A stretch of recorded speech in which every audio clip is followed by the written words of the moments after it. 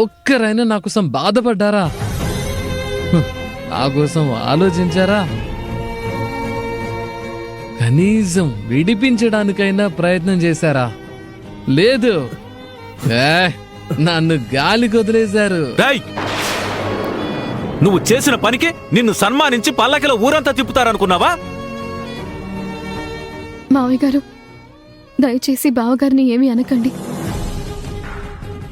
ఇప్పుడు మీరొక మంచి మాట మాట్లాడినా మూర్ఖంగా మాట్లాడినట్టే బావగారికి అనిపిస్తుంది. ఏంటమ్మా వీడు? ఈ ఇంట్లో నాకెవరు విలువిచ్చేవాళ్లే లేరు. నాకు అర్థమైపోయింది.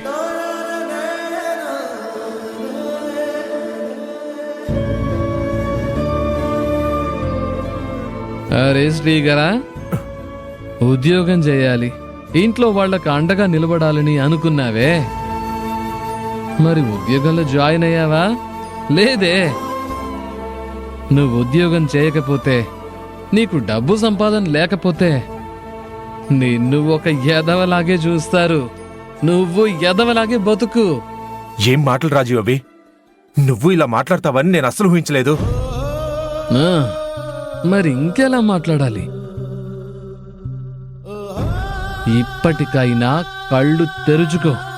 నిన్ను కూడా ఒక చేతకని వాళ్ళలాగే చూస్తారు. అన్నయ్య, నువ్వు ఎవరితో మాట్లాడుతున్నావో మర్చిపోయి మాట్లాడుతున్నావు. ఆయన్ని నువ్వు ఇలా కించపరచడం నాకు నచ్చట్లేదు.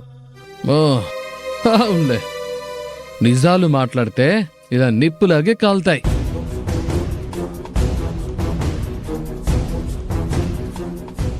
రే రాహుల్, నువ్వు ఇంటికి ముద్దుల కొడుకువిరా. అందుకే నువ్వేం చేసినా అందరికీ నచ్చుతుంది. నీకేమైనా అయితే కుటుంబం అంతా తల్లడిల్లిపోతుంది.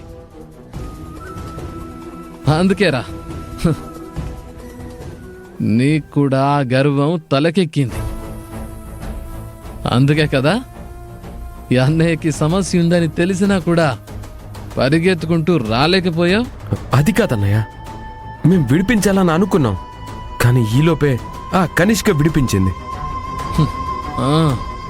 చెప్పిన అబద్ధమే ఎన్నిసార్లు చెప్తావురా?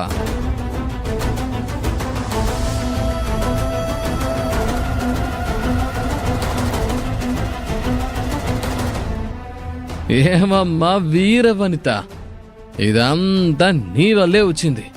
నేనేం చేశాను బావగారు? ఏం చేసావా? నీ పని నువ్వు చూసుకోకుండా ఎందుకమ్మా అందరి జీవితాల్లో వేళ్లు పెడతావు?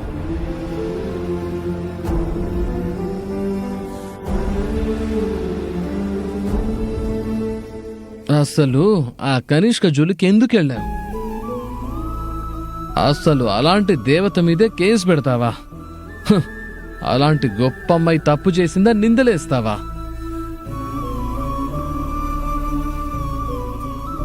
అసలు నువ్వు ఆ కనిష్క కాలి గోటికి కూడా సరిపోవు. రాజీవ్,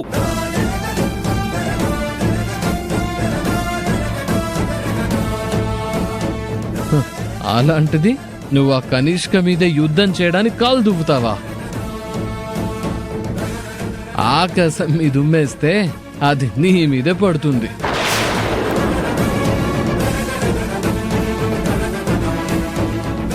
ఈ హద్దుల్లో నువ్వుంటే చాలా మంచిదే. రాజీవ్, నోరు మోస్తావా?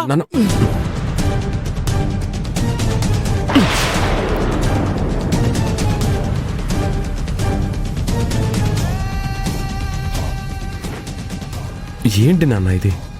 సమస్యను తగ్గించుకునే ప్రయత్నం చేయకుండా దాన్ని ఇంకా పెంచడానికి చూస్తున్నారు.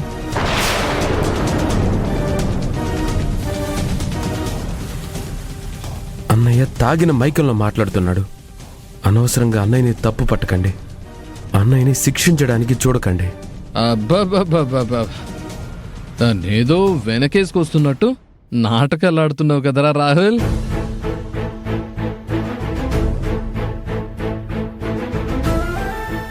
నాకు తెలుసురా, ఈ ఇంట్లో నాకెంత విలువ ఉందో అర్థమైపోయింది. నన్ను ఎవరు గౌరవిస్తారో తెలిసిపోయింది.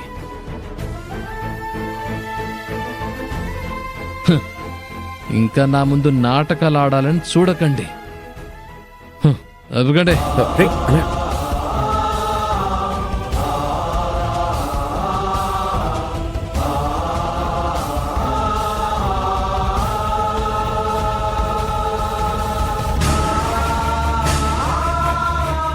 అసలు వీడు రోజు రోజుకి ఇంత దిగజారిపోతాడని నేను అనుకోలేదు. అమ్మా ఈ విషయం ఇక ఇక్కడ వదిలి రేపు మాట్లాడుకుందాం. లోపలికి వెళ్ళండి.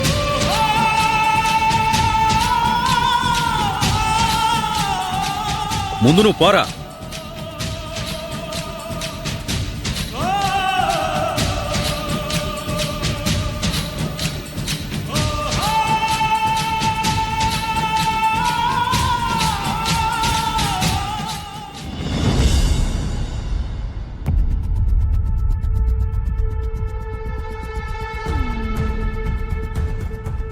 ఏమండి ఏమండి లేవండి, తెల్లారింది. ఏమండి ప్రపంచం తలకిందులైపోతూ ఉంటే పాపారావు ప్రశాంతంగా నిద్రపోయినట్టు మీ వల్ల నిద్ర పట్టక మేం అల్లాడుతూ ఉంటే మత్తుగా బండరాయిలా నిద్రపోతున్నారా?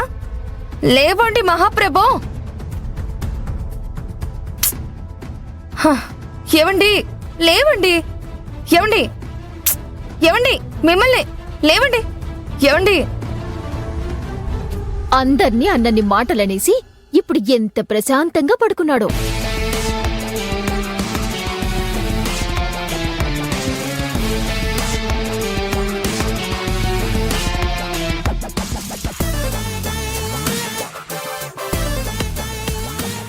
ఐరేంద్రి, నాకెందుకో భయం వేస్తుంది.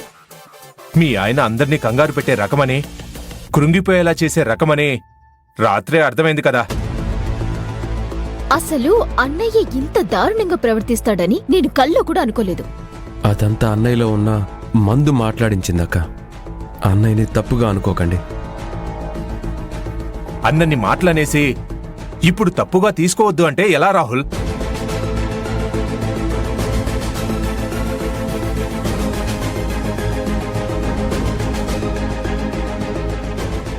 దొరగారికి తాగింది ఇంకా దిగలేనట్టుంది.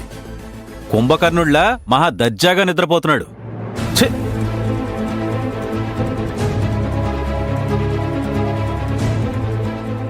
అత్తయ్య ఆగండి అత్తయ్య. మీరు బాధపడుతున్నారని నాకు తెలుస్తుంది. కొడుకల్లా ఉంటే తల్లి మనసు ఎంత తల్లడిల్లిపోతుందో నాకు అర్థం అవుతుంది.